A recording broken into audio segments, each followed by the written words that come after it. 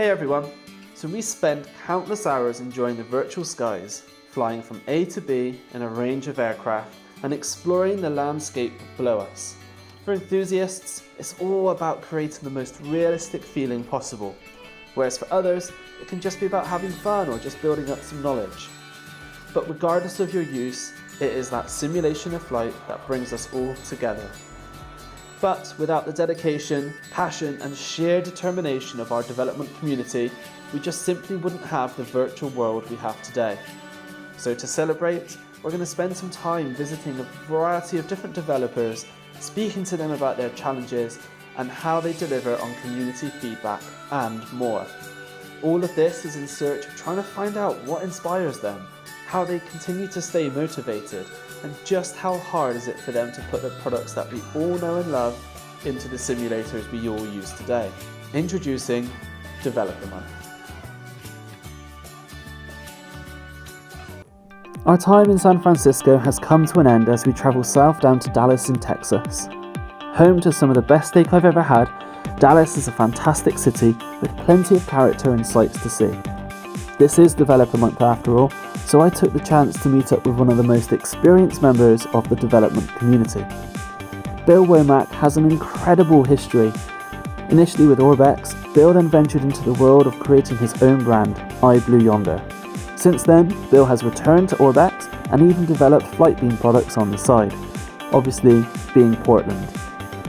Bill and myself head down to Dallas Love Field, which is his next Orbx airport. We talk about why he chose Dallas Love Field, its incredibly interesting history, and also what he enjoys most about scenery development. Now we are sat right opposite the runway at Dallas Love Field and get pretty close to the airplanes too, so please do excuse if the audio does get a little bit choppy. However, I hope you can look past that and enjoy the great discussion me and Bill had. Now please sit back, relax, and enjoy today's Developer Month video with Bill Womack.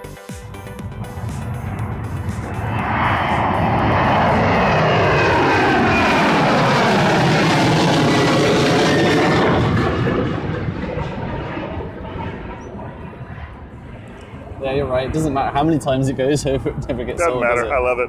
I love watching them. I could watch them all day long. Well, that's good because we're going to be here all day. Anyway. So yeah, we're here at Dallas Love Field. So is this your next big airport then? Yeah, this is the next project I'm working on. It's actually been in the works for a while. Anyone that follows kind of my social media presence and whatnot knows I've been showing shots of this airport for 2 years now or so. So, you know, development is a funny thing. Sometimes the airport that you're working on right now is not necessarily the one you're going to be releasing next. And a couple of projects got in between this one and when I started it.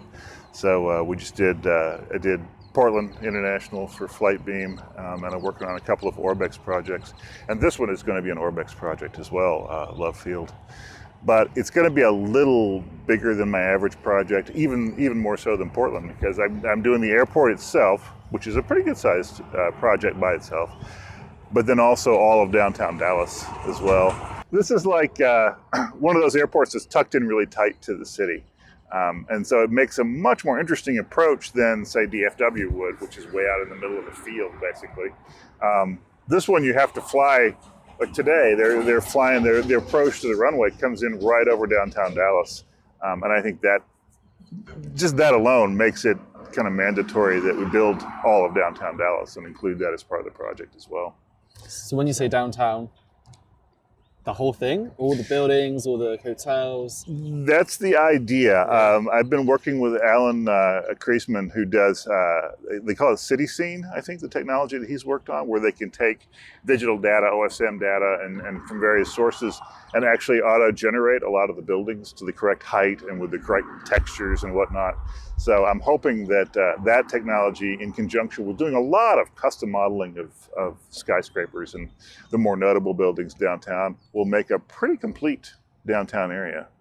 You know, I mean, when you get out to areas like this, like if you keep going past the field here, that's really auto-gen territory because it's all fairly generic. It's houses and strip malls and whatnot.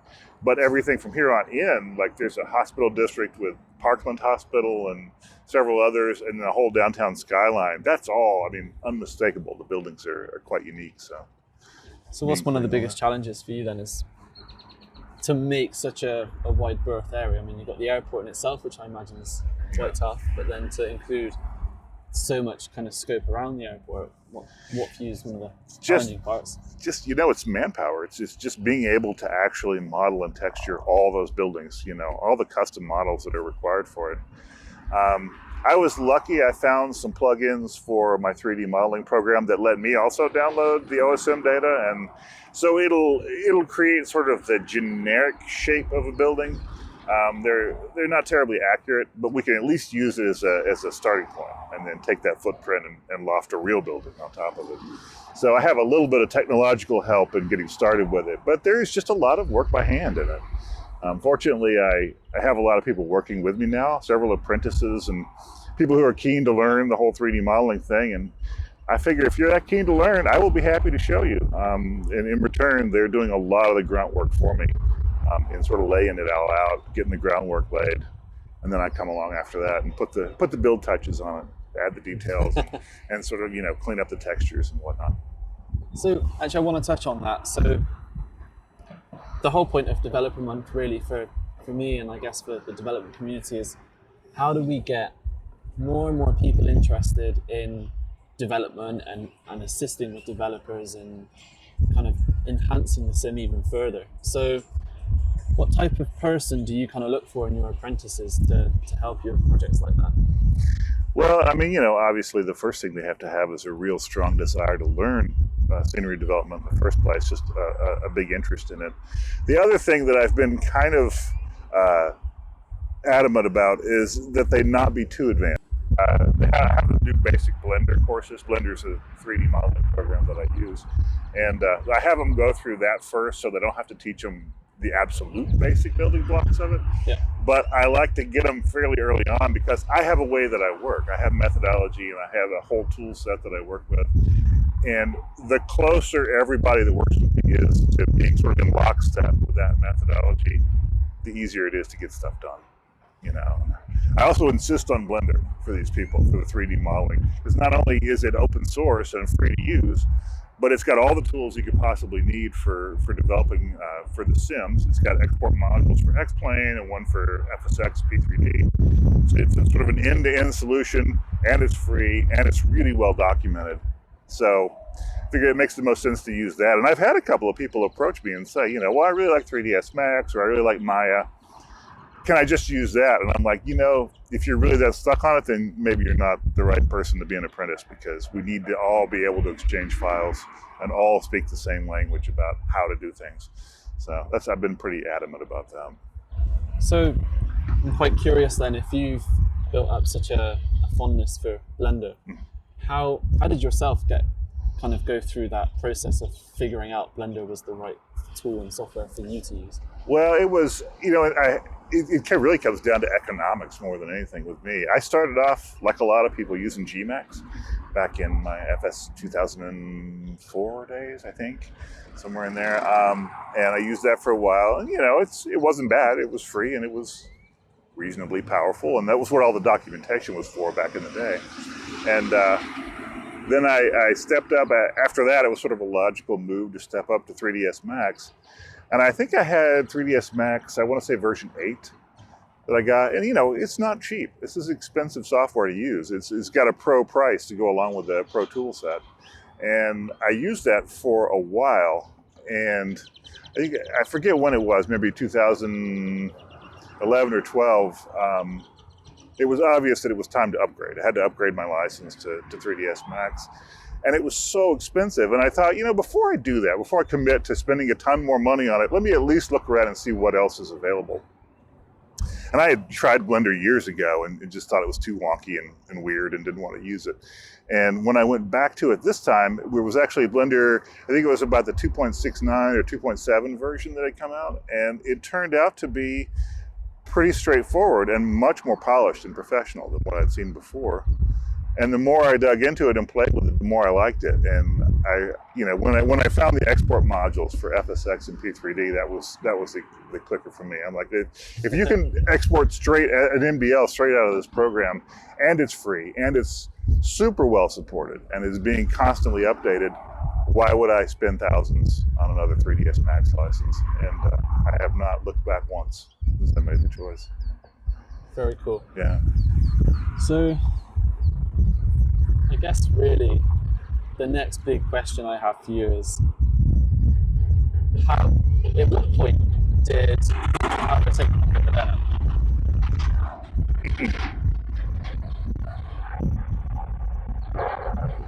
It's an endless stream of Southwest Airlines. We are literally. How many flights did you say? 300-400 a day. That's insane. Yeah. Mostly Southwest. Mostly, yeah. There's a little bit of Delta and a little bit of Alaska has a few flights in here. When they merged with Virgin America, Virgin had a bunch of flights in here, so they took over their routes. So yeah, Virgin and Delta, but mostly Southwest, because this is Southwest headquarters. This is where the company started and where the company's based now. So you must know quite a lot of history around this particular airport after spending so much time in development here. Well, yeah, I mean, because one of the things that people have asked me before, and it's a really common question, but I love it, is why would you pick one airport or one project over another? What makes it interesting? And in the past, anyone who follows what I've been doing knows I've mostly stuck to small GA airports and little fields that have a lot of character, something really interesting or quirky about them. And for the most part, if you look at if you look at the DFW, I think this every time I go out there, like there's so much here and it's all so, for want of a better word, bland. It's all tan, concrete, it all follows the same mold, it was all built around the same time. And it's kind of dull and it's a lot of work to build. It goes on for hundreds of acres out there. It's a huge airport.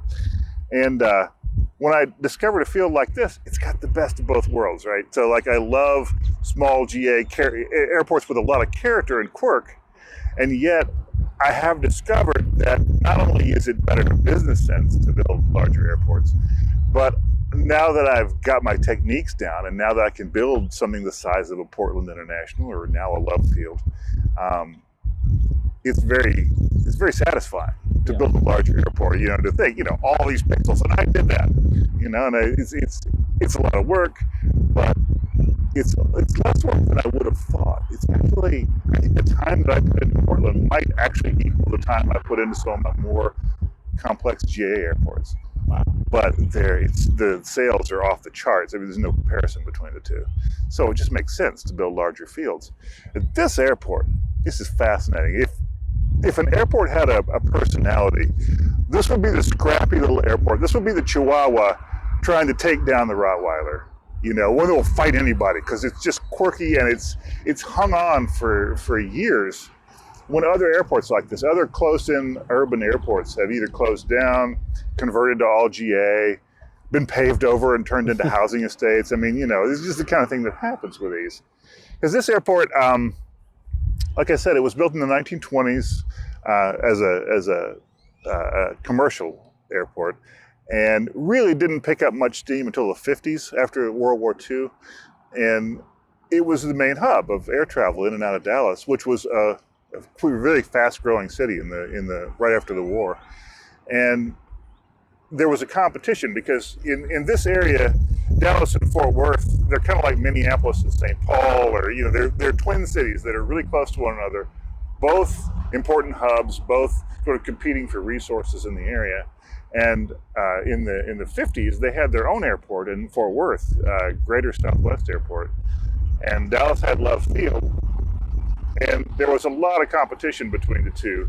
And the FAA, of course, had to support both. There were controllers in both, and they all had to be, there's a lot of federal dollars going into these airports as well. And apparently in the 1960s, the FAA said to both Dallas and Fort Worth, we're tired of supporting two airports in this area. We really want you to consolidate and build one airport. And Fort Worth was into it. Dallas was, I guess, lukewarm on the idea, but thought, okay, we'll examine it. At the same time, so after they built that, Fort Worth closed their airport. They closed Greater Southwest and fairly quickly paved it over, and that was it. It went the way of close-in urban airports. And they moved all their traffic to DFW.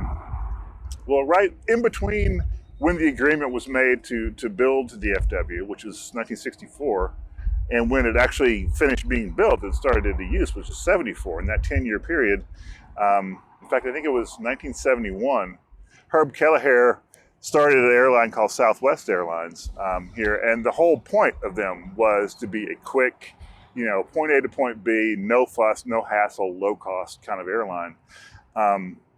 And it just made sense for him to build it here because, for one thing, this was the airport at the time, and for another, he just felt like it was so close to Dallas that it was really easy to get here in the first place, and that fit in with his model of low cost, quick, no frills kind of transportation. And so he put an airline here, and then the wrangling sort of started. Fort Worth wasn't happy that Dallas was retaining Love Field as an active airport, and there were lawsuits, and a Fort Worth congressman in the U.S. Congress basically was instrumental in passing a law saying, okay, you can have the airport at Love Field, but under a lot of heavy restrictions. You can only, the aircraft that fly out of there can only handle up to 56 passengers, so only small aircraft. You can only fly to certain states that fly around their colleges in Texas, and only within a 650-mile radius of the city of Dallas. And, a lot of airlines make all those restrictions to say, oh, yeah, we're not going to do that. But and it was designed to stop commercial transportation completely from Love Field. Kelleher heard about it, and I guess it fit in perfectly with the model for Southwest because they were a Texas airline anyway. The whole idea, this may be hard for people who live in smaller states or smaller countries to wrap their head around, but the legal wrangling just ratcheted up really from there. And they've been back and forth through courts for years trying to get a decision. One side, you've got the people who live around here in the greater Dallas area who don't want the noise and don't like having an airport this close to where they live. And of course, other cities, you got, Fort Worth was still very involved in trying to quash it and move everybody to DFW. And even other airlines who don't like the competition wanted people to all move to DFW and abandon this airport. And they wrangled for years, and they actually prevailed. And I think starting in 2008 or 9, they reversed the law and said, okay, you can fly longer haul out of here. You can fly with more passengers out of Love Field. And starting, I think, in 2014, all the restrictions, the law was completely reversed, and they can actually fly out of here. You can fly pretty much anywhere in the U.S. and to a few international destinations from here now. Wow. So it looks like the airport's here to stay, at least for now. Yeah. It's got a bit of a resurgence. We can go up and have a look, but they're doing new terminal work right now. A lot of new buildings going in. There's a really world-class flight museum up here. And so, I like it. I like the spirit of the place. I like the fact that it's hung on, that it's an anachronism, but it's still very much in service. So it's a relevant airport. And if you like to fly 737s, man, this is your place because this is the traffic coming in and out of here for the most part. That's what we've seen take off and land the last half an hour. Yeah, no shortage of them. It's because that's all Southwest flies, or the 73s. So yeah. And did you learn all of this?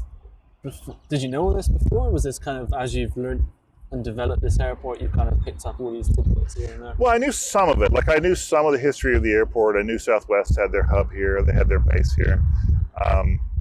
I wasn't aware of quite the depth of legal wrangling and then the kind of competition that's gone on around here until I started researching it. But the more I read about it, the more interested I got. And it's also got a great combination of buildings. It's got a new terminal that's kind of built around an older terminal. You can see the old terminal still sticking up in the middle of it all. And it's got some really old hangars over on the Lemon Avenue side of the field. So it's got like every building, the buildings are there from all different parts of the airport's history. And that's the other thing. I mean, it's just, there's a lot more texture. Just purely as an artist, there's a lot more texture and a lot more visual interest in this airport than there would be at a brand new airport that was all built at the same time. So thinking of texturing and stuff, would you describe yourself more as a texture artist or a 3D modeler? I would say more as a texture artist.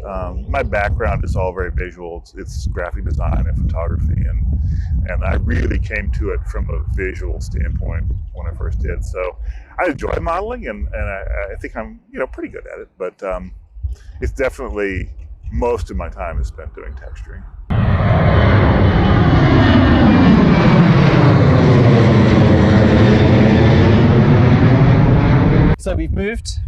stood quite literally.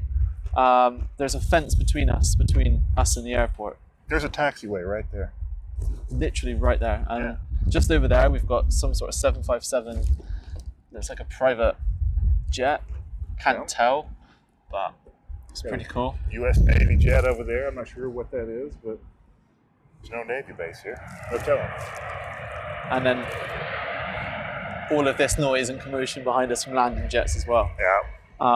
So yeah, this is a really cool view. So is this the type of view you see often when you develop your aircraft? Are you going around taking pictures and doing surveys and stuff? Oh yeah, any kind of airport project like this involves so many photographs. I end up taking just thousands and thousands of photographs. Or if I'm really lucky, there's already a lot of good info online, like God bless them, Google and their maps. And they even got 3D models of the airports and things now. So you can kind of get a sense of what something looks like without even visiting the airport. But there's really no substitute for actually being there and taking your own photographs. So fortunately, I live in this area. I just live about 15 minutes away, so I can come by here anytime and take photos and whatnot. But you can see this is the main terminal area here, which they just did a lot of refurbished work on. I don't see any more cranes there. For the longest time, there were these big construction cranes, and I thought this was going to take so long that I'd have to put the cranes in the scenery, which would be kind of cool, right? To have animations and have cranes moving around a building and thing. But it looks like they're more or less done now. So it'll be interesting to get over there and see what it looks like, what they build. But it'll be part of it, and mostly it's Southwest gates. There are a couple of Alaska Airlines gates over here, and there are a couple of Delta gates. And I think Delta shares with some others too. I don't know if it's code share or what. I noticed on the app yesterday that there were flights from Singapore Airlines coming in here, and KLM. I'm like, that's Delta. That's got to be code shares. So so you say you do photo shoots and stuff here. Mm-hmm. Is it challenging to get passes and approval from the airports to come in and do that? It's mostly challenging because you don't dare ask. I got really lucky with Portland because people who actually are involved in airport management are also into sims. Right. And we're really into the idea of building Portland International. So they helped. At one point I had a guy put me in a van and we were actually able to drive around the movement areas and take photographs. But that's so rare. Yeah. So rare to be able to do that. And the whole post 9/11 environment, you really, unless you know someone or unless there's a sim fan in the group, you're not going to get it. Basically, it's better to ask for forgiveness than permission with these things. Right. So I'm finding with this airport, Southwest.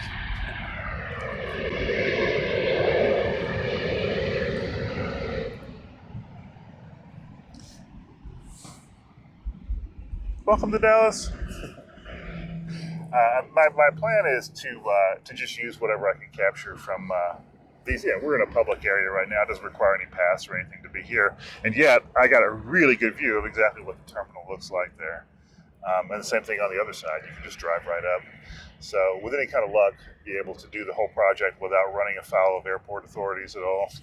And without involving them. As soon as you involve them, then the red tape goes up and it just becomes... you run the risk of them saying no, which... Once you say no... Technically, I don't think they can say, but that wouldn't stop them from doing it. And the last thing you want to do is say no, and then they're keeping an eye out for you. Yeah, you don't want to be on that list. No, you don't want to wind up rendition to a black site somewhere and never be heard from again. That wouldn't be my ideal outcome. No. I'll just wait for this one.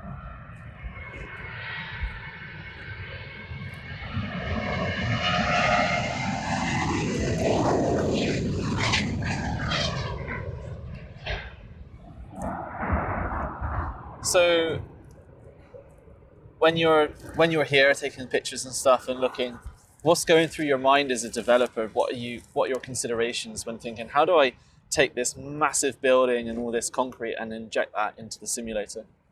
The first thing I think, like when I'm looking at the terminal there, I go right into texture mode and I think, where are the repeating textures? Where are the sheets that I can use over and over again? What are the shapes and the general look that I can keep repeating? So how can we minimize the number of textures required? Because, admittedly, it's a massive building. You start looking at it closely and it's like, well, it's mostly brick. It's got these kind of windows. There aren't that many surfaces there to be dealt with. So shouldn't be too hard to do. The more complicated things, I don't know how well we can see them, but there are hangars and buildings off to the side. There's a Southwest maintenance hangar over there.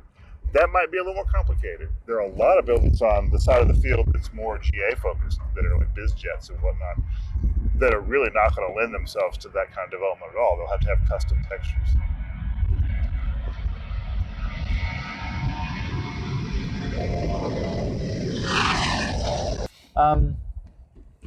So that's quite interesting actually to hear some of the larger buildings actually can be, from a development standpoint, a bit easier to kind of to work around. So how do you decide which buildings around here, like say the smaller ones that we can kind of see from behind the camera, how do you decide what kind of fits into your scenery package and what gets left out? Usually when I'm planning out a project, I kind of draw a perimeter around the airport and say everything inside of this boundary is going to be there and in pretty high detail. And it's mostly, I mean, it's a flight simulator, so I figure if you're in an aircraft, if you can then get close to a building, if it's a hangar, clearly you can get down close to it, you can get into it. Then that has to be done to the highest possible level of detail. If it's like an office building and it's maybe adjacent to the field and close by, it's going to be done to a high standard, but it'll be done assuming that you'll be on the airport.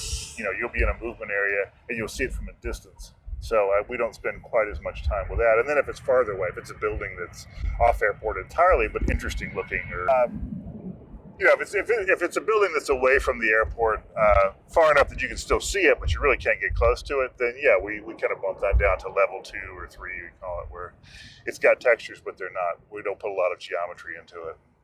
So you've talked a lot about levels, like off camera and stuff. So for people who may be trying to get into development, what do you define as these level 1, 2 buildings? Well, level 1 for me would be anything that you can actually pull right up to in an aircraft. Any building where you really need to have a high level of detail, if you actually use a level of detail in LED for it to have, like a certain version that's up close and then a version that's farther away. Whether you do that or not, when you're close, it needs to be really high quality. Yeah. And it needs to have a lot more texture worked on it. It needs to have a lot of detail in it. A level 2 building would be something that's maybe on the airport grounds, but not immediately on a taxiway or not immediately by an apron. Yeah. So you're pretty close to it. You could be a few hundred feet away from it still and be in a plane. And those still require quite a bit of work, but we maybe don't put quite as many small details in them. If it's like a small light, say there's a spotlight over a door or something, if you're 300 feet away from the building, you're not really going to see that anyway, so we don't bother putting that in. And then level 3 buildings are things that are completely off airport, but are still important to keep in. The Whataburger will be a level 3 building, when we're done with this one. Texan staple. Yes. Awesome. So I'd like to find out a little bit more about Bill Womack and how did you go from having developed nothing to where you are today as known for the high quality stuff that you develop? Well, I've always had an interest in aircraft. I've loved them since I was a little kid. My dad was in the Air Force during the Korean War, and he and I used to talk about planes ad nauseum when I was just a little kid, and then up into my teens. And I built models like crazy. I was a big model builder, the wonderful plastic kits, Airfix kits and whatnot. And so there were always planes hanging all over my bedroom when I was a kid. And then I got kind of sidetracked in a way. I wanted to be a filmmaker first. I thought that would be the coolest thing. I thank Star Wars for that because, I was like 13 years old when Star Wars was released for the first time, and it just lit me up. So I kind of took a break, and I was going to be a filmmaker, and then I realized, partway through college, that filmmaking wasn't for me because I'm not a team player. I just don't do large productions where I'm a cog in the machinery, And I realized that even as the director, I either had a choice. I could direct tons of people, or I could be one of the tons of people being directed. But there was not a lot of opportunity to be the guy from end to end that created the product. Right. My vision was going to be subjected to everyone else's vision, and we were going to come to a consensus, and that was movie making. And I think when I realized that, it kind of lost a lot of its charm for me because I'm a pretty solitary guy. I don't work with large groups of people usually. They're getting larger around me now, and that's cool. Yeah. I'm learning how to deal with it, but it's not my native mode. really.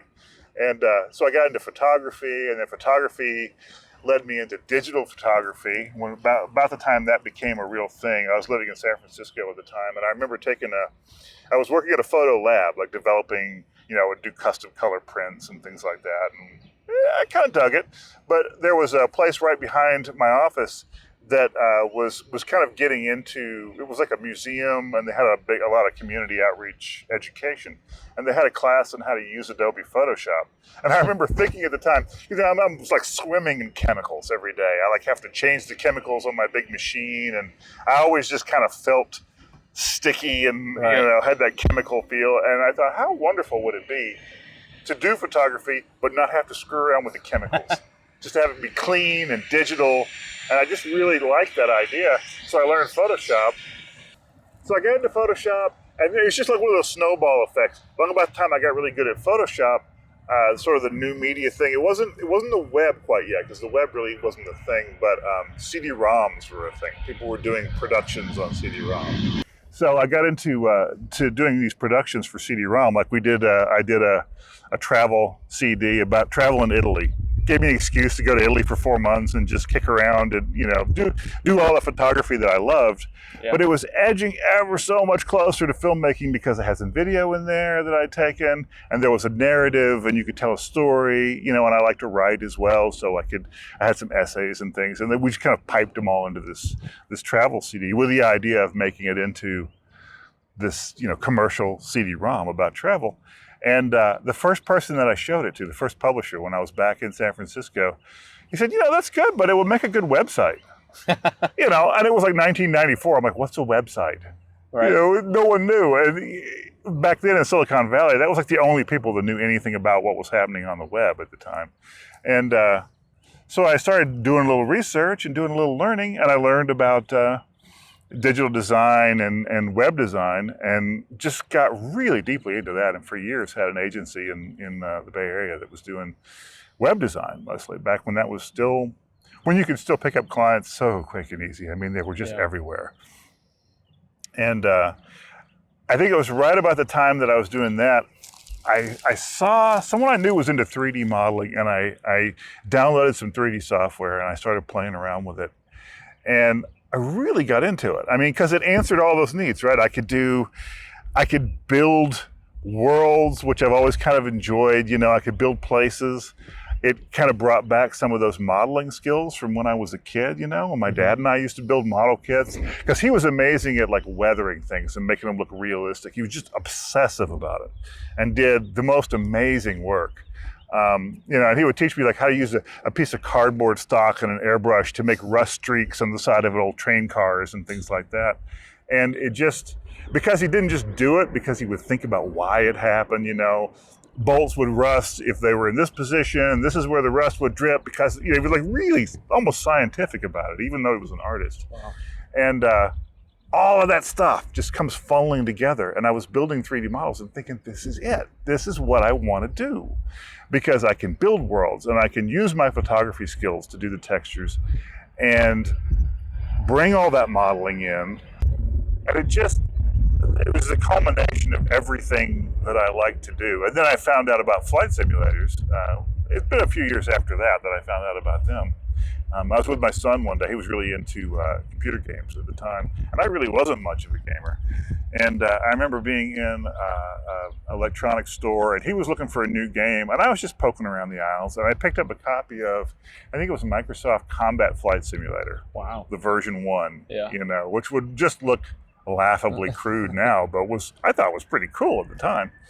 And I started flying it, and I flew with some friends, and we all got into it, and I realized, I think it was about the time I got FS 2000. Here come the Dallas Cubs. About the time I got FS 2000, I found the online community. About the time I got FS 2000, I found an online community, and I started downloading add-ons. This is a whole new thing for me too, the idea of being able to add on to software. And I got into bush flying. This guy, Naji, I won't even try to pronounce his last name, but Naji, Naji, and he was really into creating these cool little Alaskan bush airports. And that just, I don't know, that sparked my imagination. I like the wilderness thing. I like the landscape and being able to do your own airports and whatnot. And the first one I ever did for it was a little tiny bush airport up in Alaska. And I think it's still available at the FSEM library. I looked a while back and I think it was still there. Yeah, it was like 2002 or 2003. And it just blossomed from there, because every time I build a new airport, it just makes me that much more excited to build another. Yeah. And I was telling my son the other day, we were talking about this, that it just amazes me that I never get tired of it.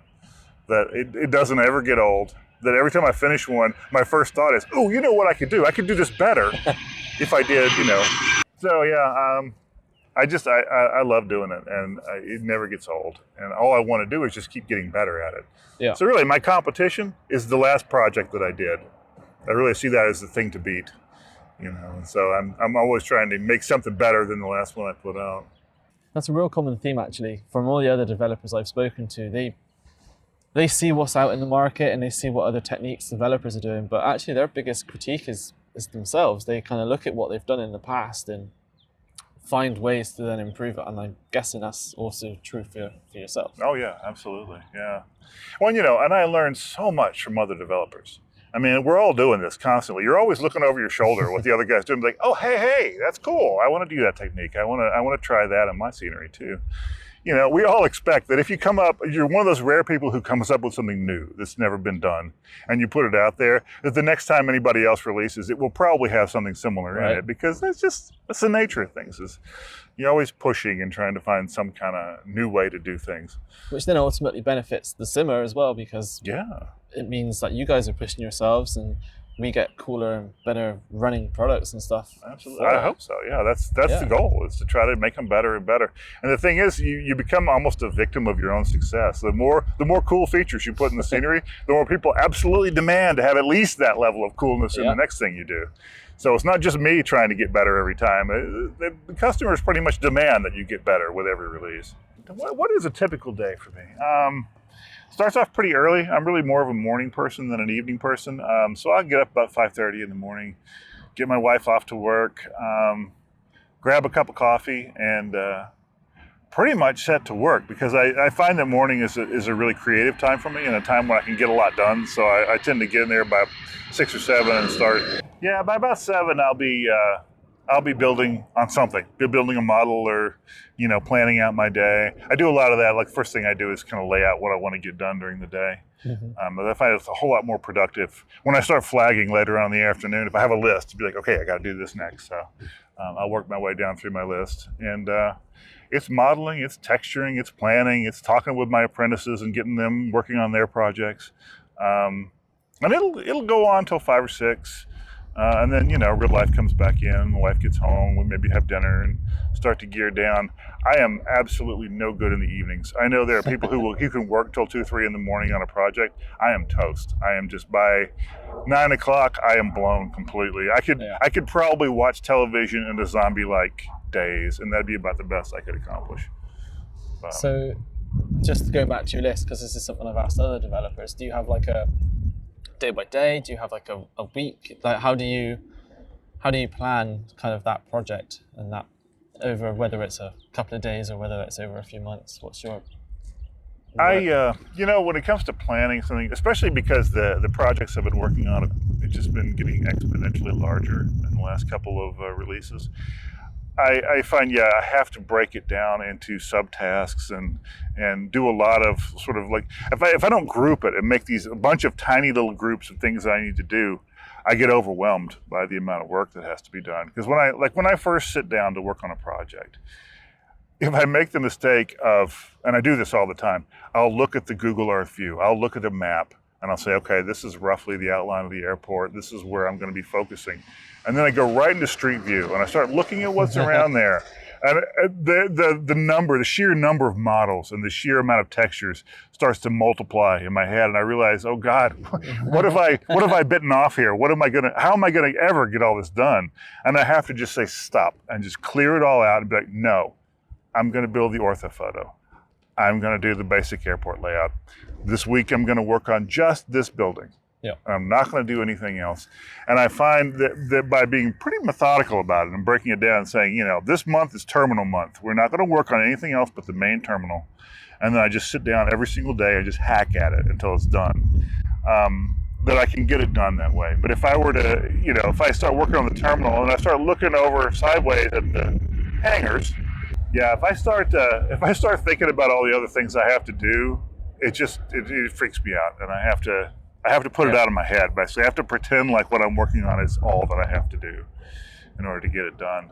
But it's worked. It's worked pretty well. I mean, I think I took it from almost a standing stop to finished with Portland in about 6 months, which was pretty much a personal best for me for the amount of work that went into it. Yeah, that's pretty fast. Yeah, and 4 months of that was really the bulk of the work, you know, and after that it was all just details and cleanup and stuff. Yeah. But so yeah, it's just by breaking it down, and I would advise anybody getting into it for the first time, break it into bite-sized chunks. You know, that's how you eat the elephant, right? It's one bite at a time, and it's the only way to get these things done. So what motivates you? What drives you? You know, when you first see that massive amount of work you need to do and you've methodically kind of planned everything, you must kind of hit the wall sometimes. So what kind of helps you get over that wall?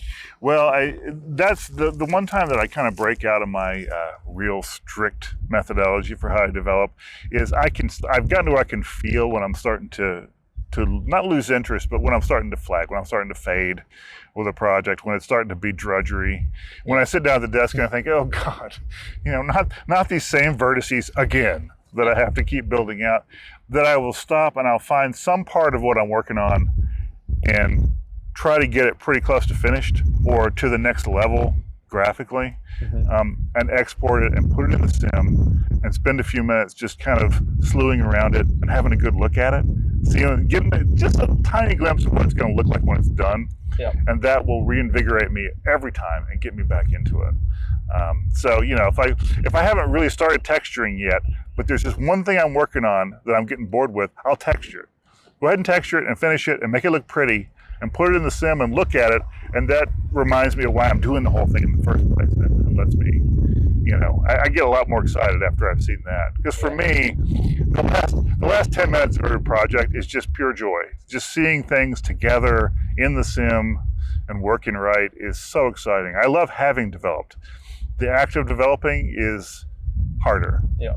But yeah, so yeah, you have to take a break every now and then and export something and look at it.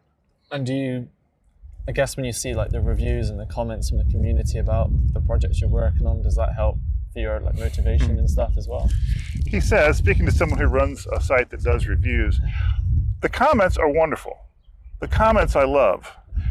Reviews make me kind of crazy. And I've been through this with so many reviewers over the years because, you know, I mean, I've done it for long enough, like 16 years now, that I've had a lot of reviews from a lot of different people. And my one consistent thing is that I would so love it. It's never happened, but I would love it if somebody would say, I finished my review, have a quick look at it before I publish it. Never because I want to edit anything. Never because I want to say, you know, well, you shouldn't say this about the airport. You say what you want. I mean, that's what reviewers are about. Now, the issue for me that I've always wanted to do with a reviewer is look at the review right quick, because several of the reviews that I've had done for products recently, good reviews, I mean, they were positive overall, but they'll point out some flaw in the scenery that isn't a flaw at all, that is something that the engine can't handle. You know, like someone pointed out recently about PDX that they said, you know, it's a beautiful airport, it's well done, and the photoreal area around it is really well done. But my one complaint is that snow doesn't accumulate around the airport grounds the way it does off the airport when it snows. Right. You know, as if, you know, something that I should have thought of to put in there. And I'm like, yeah, that's nice, except for that's how P3D works. Snow doesn't accumulate on photoreal areas. It's not possible in the engine to do that. And I just feel like if they could have showed me the review beforehand, I would have said, don't put that in there. That's not my fault. That's just the way the sim works. And so there's always something like that in a review that just makes me a little nuts. But the funny thing is that reviews, as wonderful as they are, they don't seem to move the needle much positively or negatively when it comes to sales. Yeah, when it comes to getting a product out there. I'm glad they exist, and I like reading them myself.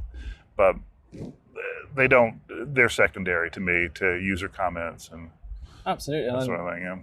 And I fully respect that, and that's a lot of feedback for me to take on as well, because so we do have something in place where if we do score a product of a certain thing, then we do send it beforehand. But maybe you're right, maybe we should be doing that for every review, just for that exact purpose. And the people who do the reviews, we don't know the sim as well as what you guys do, because you're in there every day, making sure everything's ticking along. But absolutely, I think community feedback helps to drive, and you see it on Facebook all the time, like someone will post a really cool picture of like PDX or something. Like, oh, what airport's that? Oh, it's PDX by Flightbeam. Oh, cool, yeah. And then that's kind of where the excitement, I think, really generates us through that user engagement and stuff. Yeah, I think so too. Pretty cool. I mean, it's such a vibrant community, and there's so much of it is like social media based now, and blog based and that sort of thing. And I love that. I think that's a wonderful thing for the community. Yeah. And I love screenshots. My favorite thing in the world as a scenery designer is to see either an aircraft company or someone who's just bought a cool new aircraft for their sim, and they're like, "Look how cool this is!" And the aircraft will be at one of the airports that I designed, and it's just. It's like, it just makes me feel so warm and fuzzy to be part of the background, to just be part of that continuous thread of stuff that people are putting out there. And it happens a lot. I mean, I'll see, I can't think of one right offhand, but I'll see aircraft photographs, and in the background there'll be Portland, or there'll be, at Nantucket or Plum Island or something, and I'm like, that's me. I contributed. I like having contributed to the overall experience for people. So. That's amazing. Yeah. So kind of my final question, and really, if someone wanted to join your team as like the apprentice, and I know we touched on it earlier about the type of person, or even anyone trying to get into the whole development scene, if you could go back in time to when you kind of first started doing this, what advice would you have given yourself to kind of improve where you are today? That's a really good question. It's been such a long process, thinking back on what I didn't know, which was pretty amazing. What would I say to someone just getting into it? I mean, for one thing, understand that it's going to be a long road, that if you're just getting into development, don't be too hard on yourself and don't expect perfection straight out of the gate. I think a lot of people, this is the kind of business where a lot of people are getting into it as adults. And the one thing that kids have, I think, in a lot of ways over adults, is that they don't expect perfection. They just do it for the joy of it. They just do it for fun. I like it. Honestly, thank you so much. It's been a pleasure. We're about to be interrupted one final time by another aircraft. Right.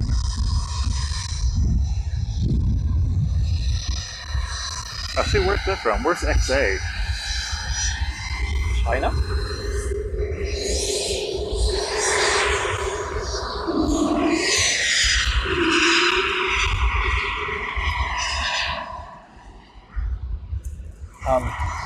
So thank you again. It's been a pleasure.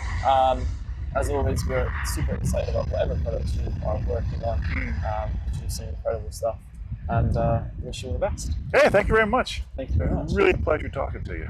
Thank you.